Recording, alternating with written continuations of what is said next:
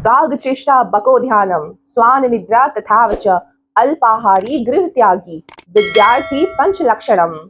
काग यानी कौवे की तरह चेष्टा यानी प्रयत्न करना, बगुले की तरह ध्यान, जब बगुला मछली पकड़ता है तब आपने क्या उसका ध्यान देखा है। स्वान यानी कुत्ते की तरह निद्रा, जो हल्की सी आहट में भी उठ जाता है। अल्पाहारी, अगर आप पेट भर खाना खाएंगे तो आप में आलस्य आएगा, नींद आएगा, फिर आप स्टडीज कैसे करेंगे, पढ़ाई कैसे कंटिन्यू करेंगे। गृह त्यागी, गृह त्यागी का अर्थ ये नहीं है कि अगर आप बाहर पढ़ने नहीं गए हैं तो आप घर को कैसे त्यागे। आप घर के वातावरण को दिमाग से निकाले, घर में क्या चल रहा है, कैसे चल रहा है, इससे आप उतना संबंध ना रखें जितना आपको पढ़ाई से रखना है। अपना पूरा ध्यान, पूरा फोकस आपकी पढ़ाई में होना चाहिए। आपको अपने लक्ष्य की प्राप्ति के लिए कौवे की तरह प्रयत्न करना चाहिए। ध्यान आपका स्टडीज में इतना होना चाहिए जैसे कि बगुले का ध्यान मछली पकड़ने में होता है, वो उससे चूकता नहीं है। कुत्ते की तरह निद्रा यानी आप खाए पिए और सो गए, ऐसा नहीं होना चाहिए। शिक्षा यानी स्टडीज ऐसे नहीं की जाती। अल्पाहारी, मैंने पहले ही बताया, अगर आप कम खाएंगे तो आप में ऊर्जा ज्यादा रहेगी, आपको आलस्य और नींद कम आएगा, जिससे आपकी स्टडीज अच्छे से कंटिन्यू होगी। तो विद्यार्थी जीवन के ये 5 लक्षण बताए गए हैं। और गृह त्यागी का अर्थ ये नहीं है कि आप घर से दूर तो नहीं है, तो ये तो आप उस लक्षण में शामिल नहीं है। इसका अर्थ है जो आपके वातावरण के आसपास चीजें चल रही हैं आप उसमें इन्वॉल्व ना हो, अपनी स्टडीज में फोकस करें, आपका पूरा ध्यान आपकी पढ़ाई में होना चाहिए। तो इन 5 लक्षणों को अपनाइए, अगर कहीं चूक हो रहा हो तो उसे दूर करिए और सफल बनिए, अपने लक्ष्य को हासिल करिए। नमस्कार बच्चों, वेलकम एट माय चैनल। तो हम कंटिन्यू करते हैं अपना दशमलव भिन्न। हमने कल बेसिक क्वेश्चंस डिस्कस किए थे। आज हम कुछ ऐसे क्वेश्चन देखेंगे जो आपको कभी कभी एग्जाम में देखने को मिल सकते हैं, जिसमें ए, बी व सी 3 एकल अंक वाली संख्याएं हैं। ऐसी संख्या है जिसमें एक अंक है, यानी कि ए, बी, सी 1 से 9 के बीच कोई एक संख्याएं होंगी, ए का मान।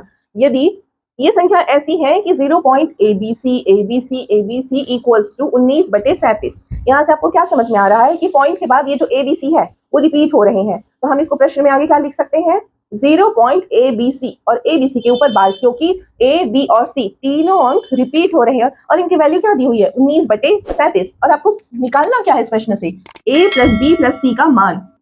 तो हमको इसे सॉल्व करके ए, बी और सी की वैल्यू निकालनी है और इन तीनों को ऐड कर देना है, तो आपके इस प्रश्न का उत्तर आपको मिल जाएगा। तो सबसे पहले 0.abc एंड सो ऑन, ये आगे कंटिन्यू होगा। तो इसका मान दिया हुआ है 19/37। तो इसे हम क्या लिख सकते हैं, 0.abc और तीनों के ऊपर बार, क्योंकि तीनों रिपीट हो रहा है, 19/37। और कोई अंक जिसके ऊपर बार हो उसे हम कैसे लिखते हैं, उसके नीचे जितने अंक रिपीट हो रहे हैं उतने 9 आते हैं। ABC 999, ये सब क्यों आ रहा है, कैसे आ रहा है, पिछली क्लास में मैंने डिटेल में एक्सप्लेन किया है। और अगर आपने वीडियो नहीं देखा है तो please go and check that videos. 19/37 ABC/999 equals to 19/37, 19 divide by 37। इसे हम कैसे लिखेंगे, ABC इक्वल्स टू 19 गुणित 999/37। बहुत कठिन दिख रहा है आपको, लेकिन ये करना ही पड़ेगा। 37 अप्रोक्स क्या है, जो 37 है वो अप्रोक्स लगभग 40 के आसपास है। 40 का 2 गुना क्या होता है, 80। तो लगभग ये जो 37 है वो 2 से गुणा करोगे तो 99 के आसपास पहुंचेगा। तो अगर 37 का गुणा 2 से करोगे तो क्या आएगा, 2 7 14, हासिल 1 2 3 6 और 1 7, 74 आया। अगर आप 3 का गुणा करेंगे तो ये ज्यादा हो जाएगा, तो 37 का गुणा 2 से करिए तो 74 आया। तो ये 2 बार में 99 कटा, लेकिन बचा कितना है, 99 से 74 माइनस करोगे तो 9 में से 4 गया 5 और 9 में से 7 गया 2, 25, 2 5 और 9, ये 9 यहाँ लिखे तो 2 5 9, ये कैसे कैंसिल आउट होगा 37 से। 37 को क्या माना आपने, अप्रोक्स मानिए 40। 4 4 दूनी 8, 4 तिया 12, 4 चौक 16, 4 पंचे 20, 4 छक्के 24, 4 छक्के 24, 240 के आसपास पहुंच रहा है 6 का गुणा करने से। तो चलिए हम 37 में 6 का गुणा करके देखते हैं। अगर 6 का गुणा करके देखें 37 में, 6 सत्ते 42, 4 4, 6 6 दूनी 12, 6 तिया 18, 19 20 21 22। 37 जो कि 40 से कम था, इसीलिए 222 तक ही पहुंच रहा है। तो हम इसमें एक अंक बढ़ाते हैं, 7 करते हैं। तो 7 का गुणा 37 से करने से क्या आएगा, 7 7 49, 9 है बचा 4, 7 7 21, 22 23 24 25, आ गया 259। मीन्स आपको 999 को 37 से भाग देना था, तो आपको क्या मिला उत्तर, 27 27, आपको मिला 27। तो अब आपको आगे सॉल्व करना है 19 गुणित 27 को। 20 तक तो सभी को पहाड़ा याद होना ही चाहिए, और नहीं भी है तो आप सीख लीजिए। जैसे अगर आप 27 का गुणा 19 से करेंगे तो क्या आएगा, 19 सत्ते 133 होता है, तो सबसे पहले आप उसका 3 लिख दें। बचा कितना है 13, 19 19 दूनी 38, 38 और 10 48, 49 50 51, 513। ये क्या मिला आपको A B C. A B C क्या है 513। तो यहां से आपको क्या मिला, ए की वैल्यू हुई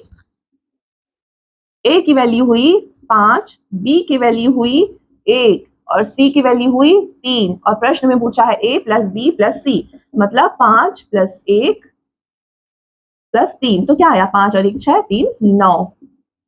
प्रश्न में पूछा है ए प्लस बी प्लस सी क्या है, ए प्लस बी प्लस सी, यहां से आपको मिला 9।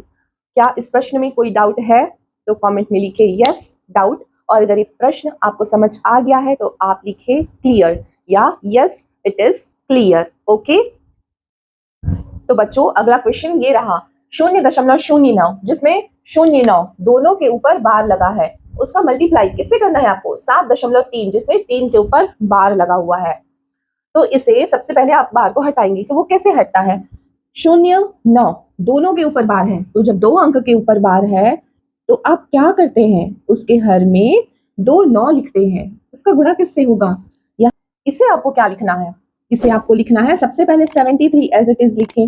और मैंने आपको पिछली क्लास में बहुत अच्छे से एक्सप्लेन किया है कि जिसके ऊपर बार नहीं होता, चाहे वो दशमलव के लेफ्ट साइड हो या राइट साइड हो, आपको उस अंक को माइनस करना होता है। तो यहाँ पे आपको 7 को इस 73 से माइनस करना होगा, तो 73 माइनस 7 और नीचे क्या आएगा 3, और 3 के ऊपर बार है, केवल एक ही अंक है और उसके ऊपर बार है, इसीलिए यहाँ हर पे आएगा 9।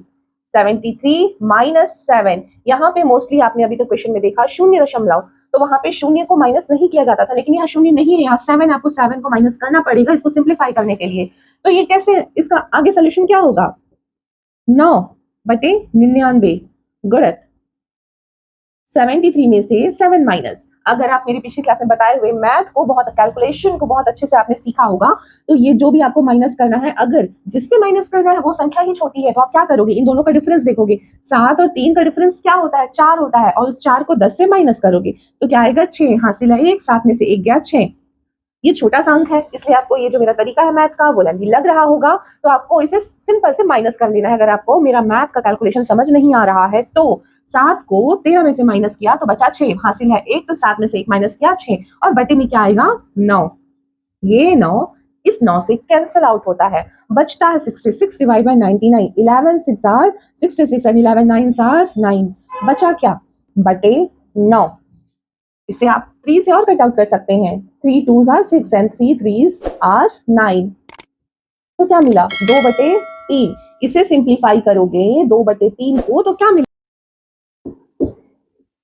पहले तो 0.3 छक्के 18 बचा 2, ये दो ये दो, यही process again and again repeat होगा, 0.66666, ये 6 ये कंटिन्यू जाएगा 0.66।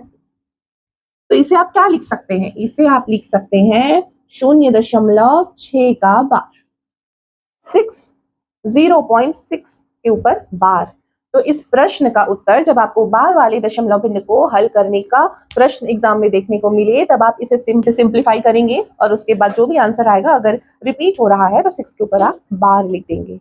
अगर इस प्रश्न में कहीं कोई डाउट है तो आप लिखें, और अगर सब कुछ समझ आ रहा है तो आप कमेंट बॉक्स में कमेंट जरूर करें। सो आज की क्लास के लिए इतना ही। स्टार्टिंग में मैंने आपको विद्यार्थी जीवन के जो 5 लक्षणों को बताया है, उस पर विचार करें, अभ्यास करें, उसे अपनी आदत में शामिल करें। उसके बाद पढ़ाई में हो रही सभी प्रकार की समस्याएं स्वतः ही खत्म हो जाएंगी। तो मिलते हैं अगले प्रश्न के साथ कल सुबह 8 बजे। नमस्कार।